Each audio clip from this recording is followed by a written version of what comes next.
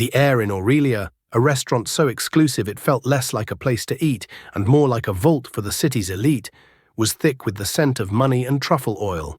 It was a symphony of hushed conversations, the delicate clink of Christoffel silverware against porcelain, and the almost imperceptible sighs of those for whom luxury was a form of oxygen.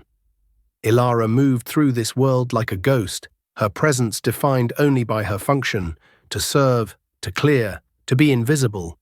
Her simple black uniform was a stark contrast to the glittering jewels and bespoke suits that surrounded her. On her right wrist, she wore a plain compression brace, the kind one might wear for a sprain. It was her shield, her camouflage, the thin piece of fabric that separated Ilara, the waitress, from the person she used to be. Tonight, the gravitational center of the room was Table 7, presided over by Alistair Blackwood.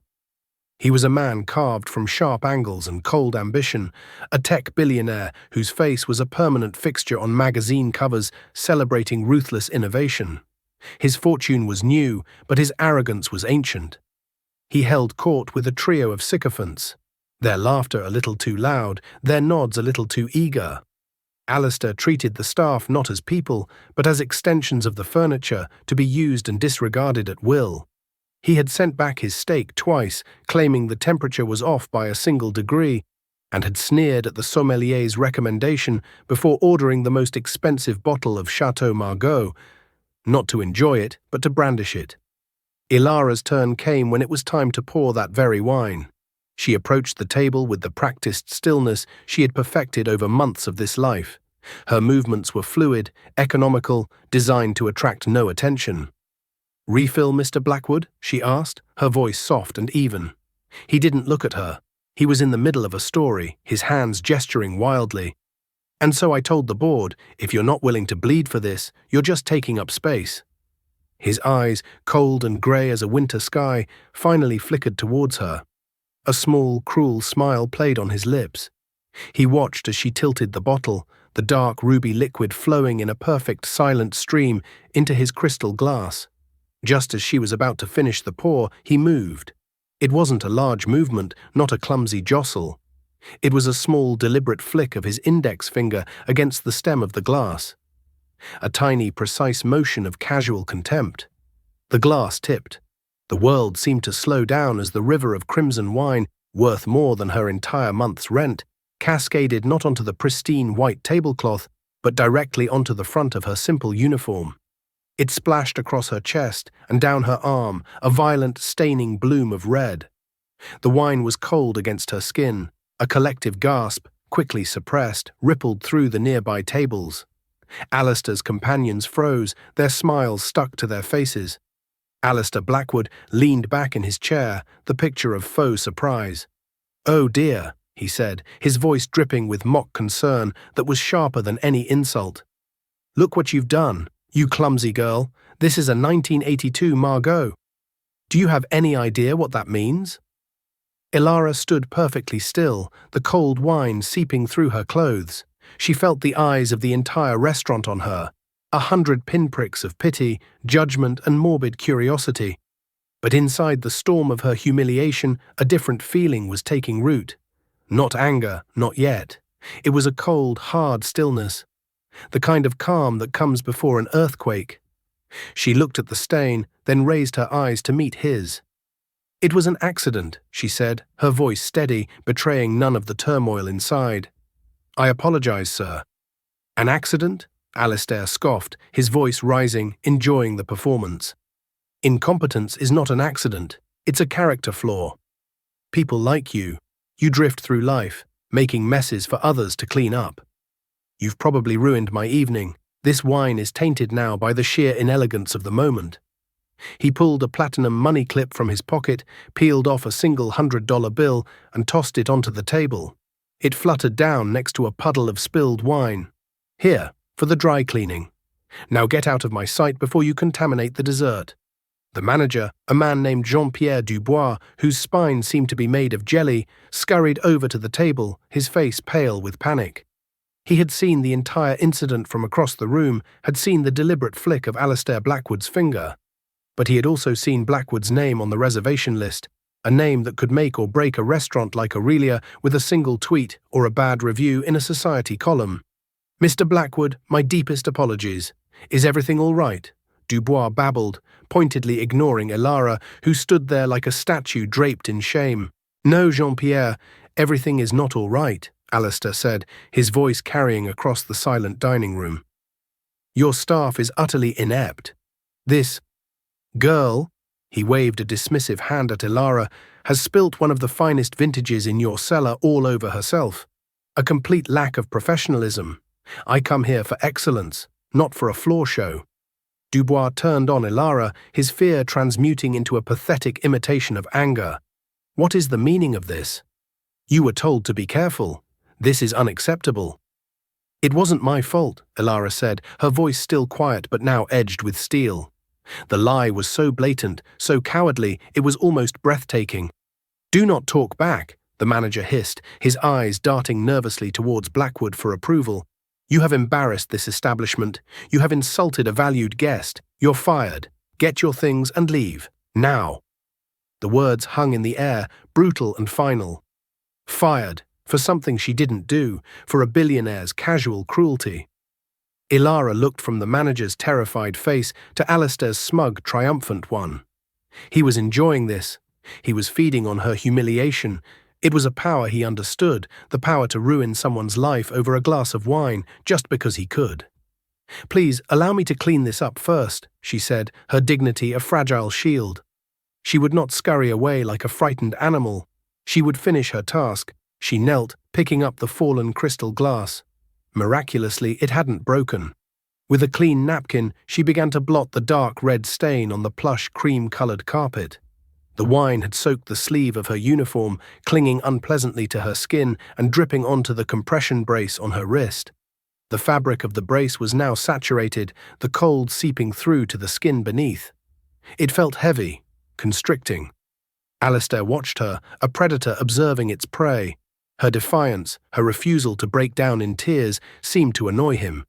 He wanted a more satisfying spectacle. He wasn't finished with her yet. "Look at her," he said to his companions, his voice a loud, carrying whisper, scrabbling on the floor like a peasant. "It's where she belongs. Some people are just born to serve, to clean up the messes of their betters. It's the natural order of things." His words were meant to be the final crushing blow. He expected her to flinch, to finally show the hurt he so desperately wanted to inflict. But Elara didn't. She continued her task with a deliberate, almost serene focus. She blotted the last of the wine from the carpet, her movements precise and graceful. The saturated brace on her wrist was slipping, its elastic band loosened by the moisture. She paused for a fraction of a second to adjust it, to push it back up her arm. When she finished, she rose slowly to her feet, holding the soiled napkins in her hand. She looked at the manager, then at the silent, watching diners. Finally, her gaze settled back on Alistair Blackwood. She gave a small, formal nod. "My apologies again for the disruption to your evening," she said. Her composure was absolute. It was unnerving. She turned to walk away, to retreat to the staff locker room and disappear from this world that had so casually and cruelly ejected her. But Alistair Blackwood stood up. He was a tall man, and he loomed over her. "I didn't dismiss you," he snarled, his face contorted with rage. Her lack of a hysterical reaction had robbed him of his victory. He reached out and grabbed her arm, his fingers closing around her wrist with bruising force right over the wine-soaked brace. "You don't walk away from me until I say you can." The sudden, aggressive contact, combined with the wet fabric, was enough. The compression brace, already loose, slid down her wrist. It slipped past her hand and fell to the floor with a soft, wet thud. And there, on the pale skin of her inner wrist, revealed for the first time in the opulent, unforgiving light of Aurelia, was the tattoo. It wasn't large, no bigger than a silver dollar, but it commanded the room's attention as if it were a roaring flame. It was a design of impossible intricacy, inked in a deep sapphire blue that seemed to shift and shimmer under the chandelier light. It was a serpent, its scales rendered with microscopic precision, coiled in an infinity loop around a single perfectly formed diamond. It was elegant, ancient, and radiated an aura of terrifying power. It was not a piece of common body art. It was a crest, a sigil, To most people in the room, it was merely a beautiful, unusual tattoo. But Alistair Blackwood was not most people. He was a man who trafficked in the secrets of the powerful, who studied genealogies and offshore accounts the way scholars studied dead languages. He had clawed his way into the world of the elite, and he knew their symbols, their myths, their hidden histories. He had heard the whispers in Davos, the legends traded in the back rooms of auction houses in Geneva, stories of a dynasty that operated above governments, a family of old-world money so vast and so private they made men like him look like children playing with pennies. The House of Valerius, and he knew the legend of their sigil, the serpent and the diamond. A mark said to be borne by only one person in each generation, the direct heir, the sole controller of the family's unimaginable fortune. A mark that was rumored to be more than just ink.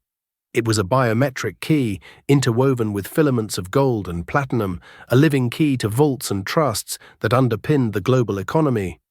A key that was said to be priceless, but which financial analysts, in their wildest theoretical papers, had estimated could liquidate assets north of $1 trillion. The media had sensationalized it, calling it the billion-dollar tattoo, though its true worth was incalculable. Alistair's fingers were still wrapped around her wrist. He stared at the sigil, his mind struggling to process the impossible reality before him. His grip went slack, his jaw fell open. The blood drained from his face, leaving behind a waxy grey pallor. The arrogant smirk, the cruel confidence, it all dissolved like sugar in water. He looked up from the tattoo to her face. He saw her now, truly saw her. Not the clumsy waitress, not the invisible servant. The high cheekbones he'd mistaken for common prettiness. The calm, steady grey eyes he'd mistaken for subservience. He saw the regal bearing she had tried so hard to hide beneath a veneer of humility. He saw the ghost of a queen in a pauper's uniform. Whispers erupted around them as people saw the change in Blackwood's demeanour. "What is it? What's wrong with him?" Alistair stumbled back a step, releasing her arm as if he'd been burned. His mind was a maelstrom of panic, a frantic connecting of dots. The Valerius heir. Princess Serafina Valerius. She was supposed to be dead. A tragic yachting accident in the Aegean Sea 2 years ago. The entire family had vanished from public life, their empire seemingly in limbo. Her disappearance had been the single greatest opportunity of his life. "No," he whispered, the sound barely audible. His breath hitched in his chest. "It can't be. You're dead." Ilara, no, Serafina, looked down at the tattoo on her wrist, then back at him. The mask of the meek waitress fell away, not dramatically, but with a quiet, chilling finality. Her expression didn't turn to one of anger or triumph. It was something far more terrifying, indifference. The look of a goddess observing an insect. "Reports of my death," she said, her voice no longer soft but clear and resonant, carrying the weight of centuries of command, were greatly exaggerated. The name clicked into place in Alistair's panicked mind. Serafina Valerius, the woman he had just humiliated, the woman he had called a peasant, the woman he had just had fired, the woman whose presumed death had allowed him to execute the single most audacious and predatory move of his career. He was a dead man. The realization that struck Alistair Blackwood was not merely financial, it was existential. It was the sudden, gut-wrenching understanding that the entire foundation of his life, his empire, his very identity, was built upon a fatal miscalculation. He hadn't just insulted a powerful woman, he had assaulted the singular force that could unmake him with a word. His heart hammered against his ribs, a frantic, trapped bird. A cold sweat beaded on his forehead. The gilded restaurant, with its soft lighting and hushed tones, began to spin. The faces of the other diners warped into grotesque masks of confusion and alarm. All he could see was the serpent coiled around the diamond on her wrist, a symbol of absolute ruin. 2 years ago, when news of Serafina Valerius's death broke, Alistair had moved with the speed and ruthlessness of a shark smelling blood. He knew of a company, Argentum Corporation, a seemingly mid-level tech firm dealing in proprietary data encryption. What the world didn't know, but what Alistair had discovered through illicit corporate espionage, was that Argentum was a keystone. It was a quiet, unassuming holding company for the Valerius family's most advanced technological assets and, more importantly, it held the master patents for half the secure transaction software used by global banking institutions. With Serafina gone and the family in disarray, he saw his chance. He initiated a hostile takeover using every dirty trick in his arsenal, leveraging debt, planting false news stories to drive down the stock price, bribing board members. He had ripped the company out of the Valerius portfolio, believing the chain of command was broken, that the true owners were scattered and powerless. He had absorbed Argentum's patents into his own company, Blackwood Industries, and on that bedrock he had built his multi-billion-dollar empire.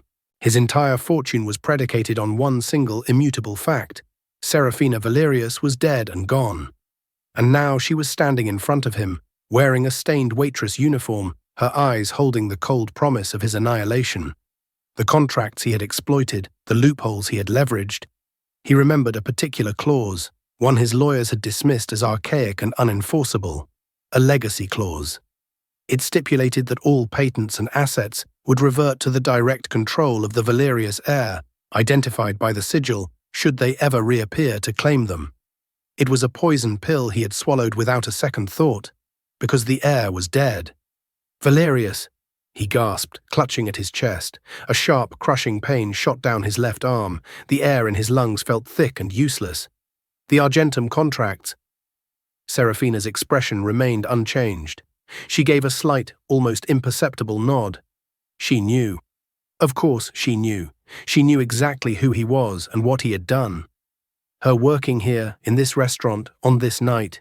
It couldn't be a coincidence. It was a trap. And he had walked into it like a fool. You, he stammered, his vision tunneling, the edges darkening. You knew I would be here. I know many things, Mr. Blackwood, she replied, her voice as cold and clear as ice water. I know, for instance, that you built your house on my family's land. A house of cards. It's a shame about the wind. The pain in his chest intensified, a giant fist squeezing the life from him. He saw his empire crumbling before his eyes, the soaring glass towers, the magazine covers, the private jets, the fawning sycophants, all turning to dust. He had been so proud of his conquest, of outsmarting the old money, of proving that his new world aggression could triumph over their ancient power. He hadn't conquered them. He had merely been squatting in their empty palace, and the queen had just come home. He stumbled backward again, knocking into his table. A glass of water tipped over, a pathetic echo of the earlier wine spill. His legs gave way. With a strangled cry, Alistair Blackwood, the titan of industry, the master of his universe, collapsed onto the floor. Chaos erupted. His companions leaped to their feet, shouting his name. Diners gasped. Someone yelled, "Call an ambulance." Jean-Pierre Dubois, the manager, stood frozen in horror, his mind a screeching halt of disbelief. He watched as the waitress he had just fired stood over the convulsing body of a billionaire, not with fear, but with the dispassionate calm of a scientist observing a chemical reaction. As the pandemonium swelled, one of Alistair's companions, a young, handsome man named Marcus Thorne, who had been the most effusive in his praise all evening, did not rush to his patron's side. Instead, he calmly took a sip of his water, placed his napkin on the table, and rose to his feet. He looked not at the dying man on the floor, but at Serafina. "Was the performance to your satisfaction, Your Highness?" he asked, his voice clear and steady, cutting through the noise. He gave a slight deferential bow of his head. The room fell silent. The shock of his words was a physical blow, more stunning than Alistair's collapse. Alistair, gasping on the floor, turned his head, his eyes wide with betrayal. "Marcus?"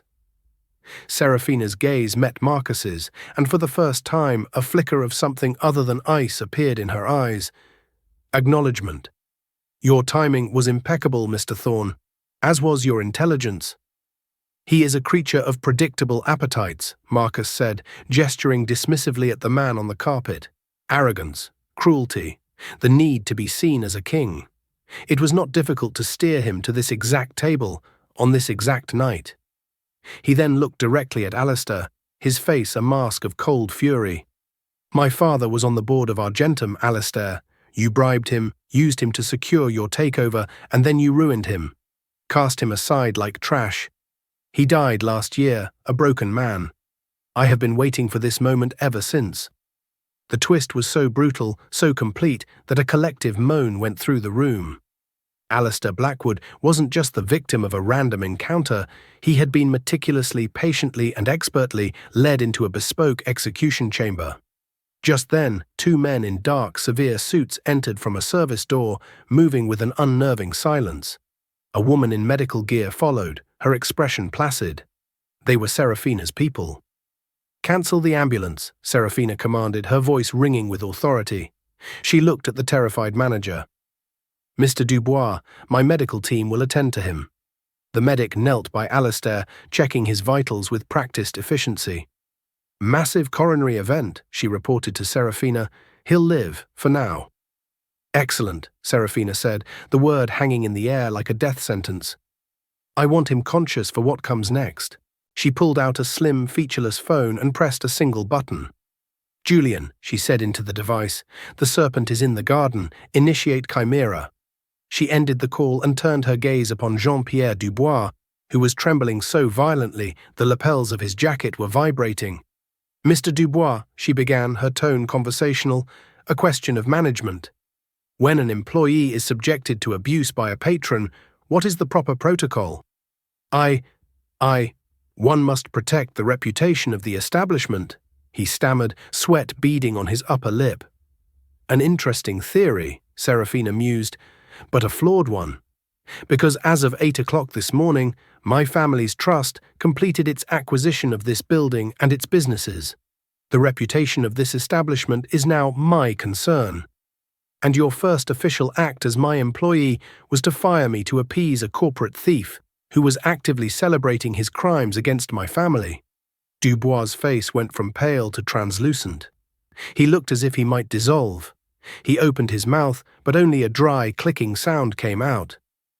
"You saw him flick the glass," she stated. "It was not a question. You saw him grab my arm. You saw everything. And you chose the coward's path. You chose to protect the powerful bully over the powerless girl. A fatal miscalculation of who held the actual power in this room." Suddenly, a phone chimed. Then another, and another. A wave of soft electronic noises swept through the dining room. The other patrons, the city's elite, were looking down at their screens, their eyes widening in disbelief. A man at a nearby table gasped, his voice cracking.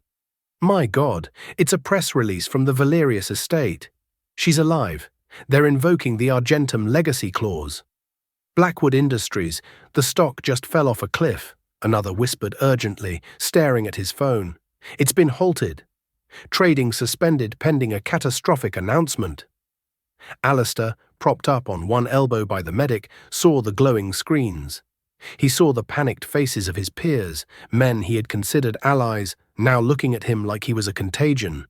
He heard the whispers of his own financial apocalypse happening in real time. It was the digital guillotine, and he was watching his own execution. A low, animal sound of despair escaped his lips. Serafina walked over to table 7 and picked up the $100 bill Alistair had thrown down. She smoothed it out with deliberate care. "Mr. Dubois, your services are no longer required." "Mr. Thorne," she said, turning to the young man, "please see that Mr. Dubois receives a severance package. $1, paid for out of my own pocket." She held up the bill. "This one, I think. A fitting tribute to his judgment." She then addressed the entire room, her voice calm but carrying an undeniable weight of command. "My apologies for the disruption to your evening. All your meals tonight are, of course, complimentary. Please enjoy the show."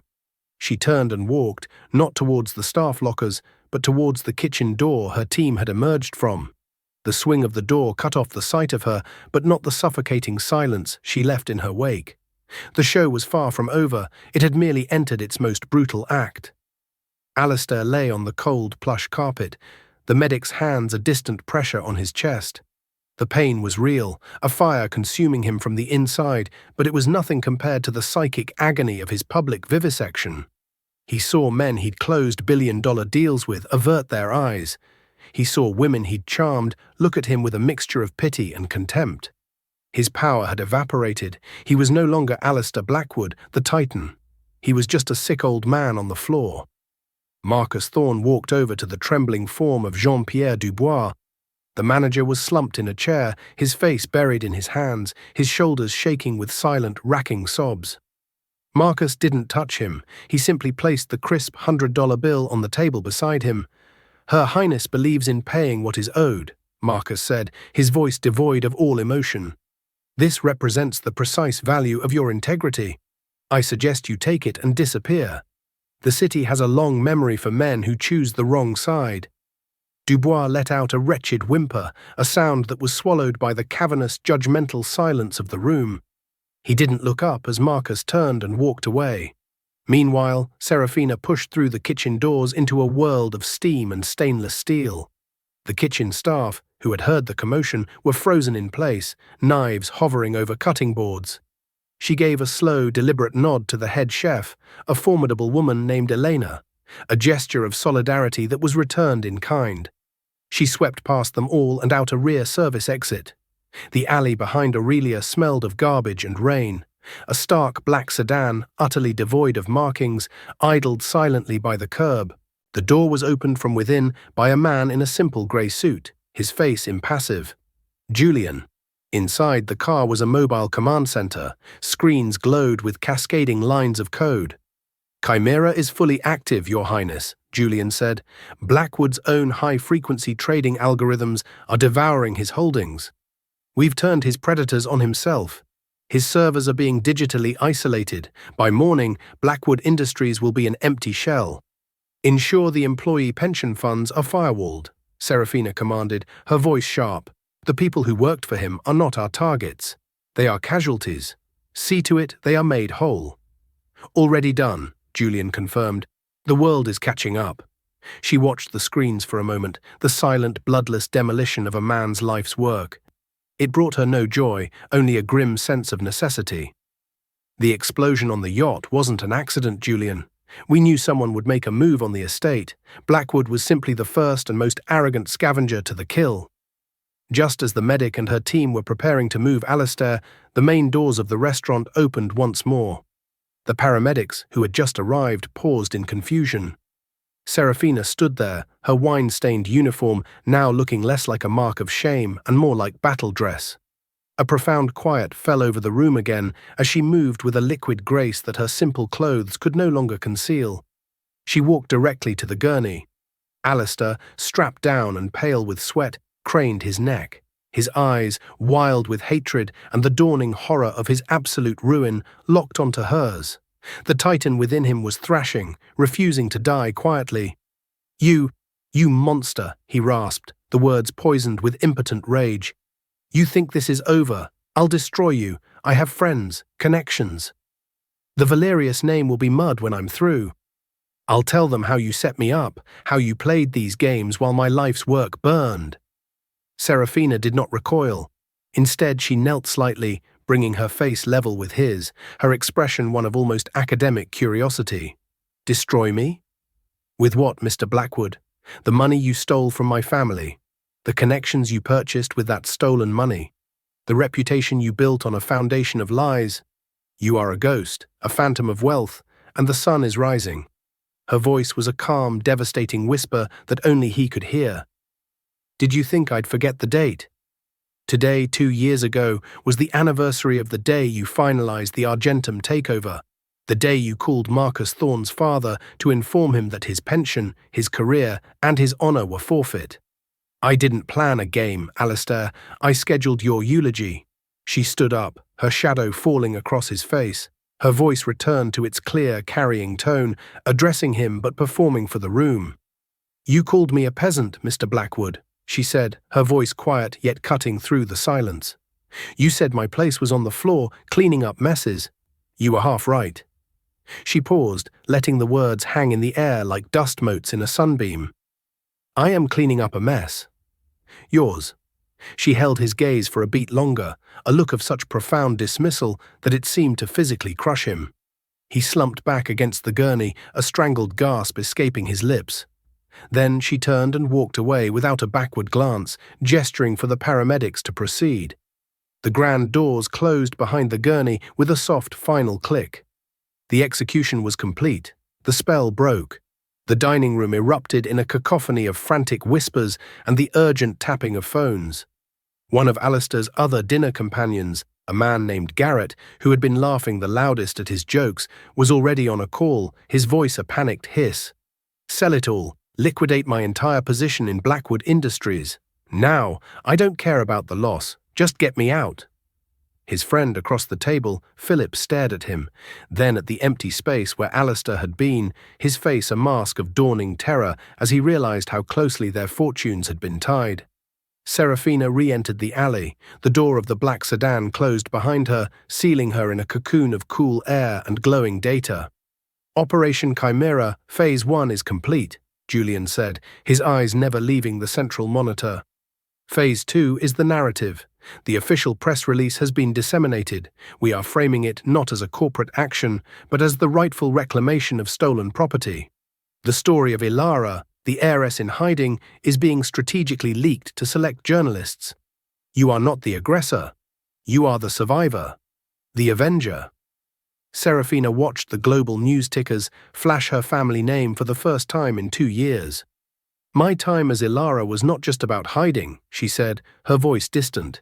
"It was reconnaissance. And it was real. Do you know what it's like, Julian, to have your back ache so badly from a 12-hour shift that you can't sleep? To count your tips and realize you're still $10 short for the electric bill? I do. That humiliation tonight was not an act. I felt every stare, every sneer. The fear of being fired was real, because for Ilara, that was a catastrophe. I had to live that truth to understand the world I was about to reclaim. I had to know what it felt like to be a ghost before I could learn to be seen again." "The yacht?" Julian asked quietly, his voice softening with a rare hint of compassion. "It was sabotage," she confirmed, her eyes hardening. Julian's fingers danced across a screen, pulling up an encrypted file. It showed a satellite image of the Valerius yacht moments before the explosion, and a smaller, unidentified speedboat speeding away from the scene. Another window displayed a series of offshore bank transfers, culminating in a payment to a known mercenary originating from a shell corporation. Blackwood wasn't the architect of my death, but he was the primary beneficiary. His crime was not murder, but opportunism. A grave robber. We have neutralized him. The final window on the screen displayed a complex web of interconnected profiles and companies, a constellation of greed and conspiracy with one name at its center, the Cygnus Consortium. They used Blackwood as a pawn, allowed greedy distraction to test our defenses, let the world focus on his fall. Now, she said, her gaze turning steely, we hunt the ones who tried to open the tomb. Weeks later, the restaurant, stripped of its gilded Aurelia signage, was quiet.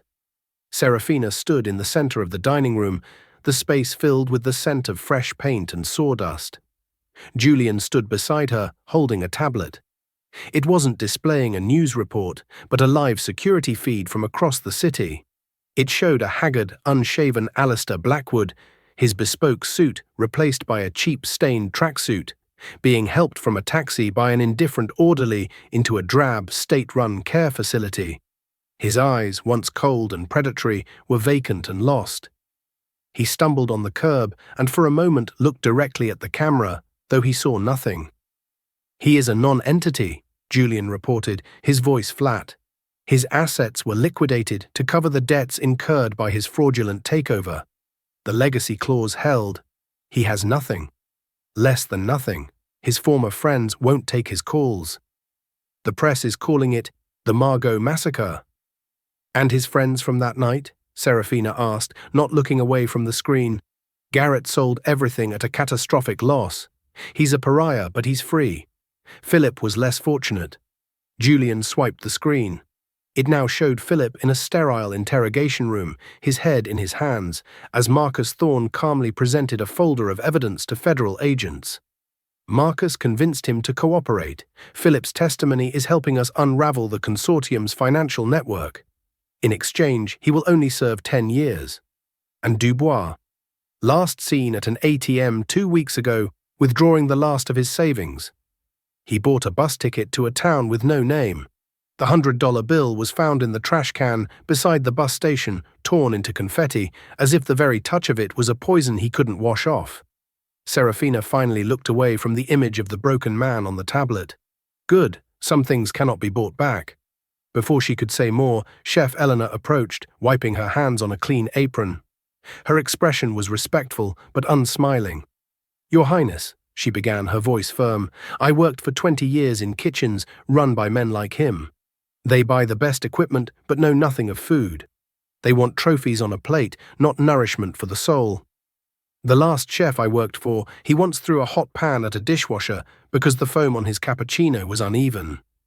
We will not be that place, so I ask you, what do you want?" Serafina met her gaze directly. "I want to create a place that nourishes people, Elena. In every sense, we will have the best equipment, but we will also have the best wages, the finest ingredients, and the most comprehensive health insurance. I want this to be a place people are proud to work, not a place they are forced to endure." A slow, genuine smile spread across Eleanor's face. "Then you shall have your soul, and a 6-burner gas range. No arguments." As the chef walked away, a young man approached them nervously, holding a clipboard with design swatches. It was Leo, the former busboy who had averted his eyes in shame during the incident. "Your Highness," he began, his voice barely a whisper, his hands trembling slightly. "About the color for the banquettes." He hesitated, then took a breath, his confidence growing as he saw the patient look in her eyes. "The teal is good. It's what Aurelia had. But I think a warmer color, like a deep amber, might make people feel more welcome. Less like a vault." Serafina's smile widened. "An excellent observation. Choose the one you think is right, Leo." "Me?" He looked stunned. "But I'm just a busboy."